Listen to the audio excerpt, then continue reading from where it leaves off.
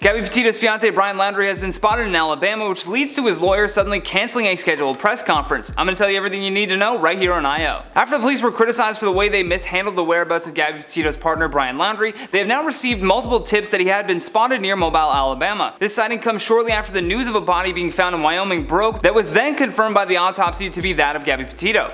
Apparently another body has also been found near Mobile, but news sources are saying that it is not believed to be related to the search for Laundrie. Brian, who is considered to be a person of interest in Gabby's case, was reported missing on Tuesday after refusing to speak with the police about his fiance's disappearance. On Friday, someone photographed a man that bears a strong resemblance to Brian. The photo was taken by an 18-year-old passerby just hours before police arrived at Brian's home to investigate his disappearance. The man is balding, wearing a brown t-shirt, sweatpants, and sunglasses, walking down the street while listening to headphones. A spokesperson for the Northport Police Department confirmed with the New York Post that they were aware of the photo, and while stating that they could not confirm whether or not it was indeed him, they did add that it sure as heck looks like him. Their words, not mine. That being said, the local sheriff's office said the deputies have checked out all of the tips coming in about this Alabama sighting, but that they have failed to produce anything of substance. Adding in a statement, they varied from the suspect hitchhiking or walking down the street in Wilmer and turns his head every time a car passes. We've dispatched a vehicle for each and every call and verified that the person was not Laundrie. Mobile resident Shawnee Rogers said that she has heard the rumors and said to the press, "It's definitely pretty scary since it's so close to home. This is definitely scary thinking about how he could be right around the corner. I think it's rumors, people probably thinking they saw him trying to get attention, but I mean, you never know." Speaking of rumors, there were even some reports going around on social media that suggested he had been captured, but those all turned out to be false.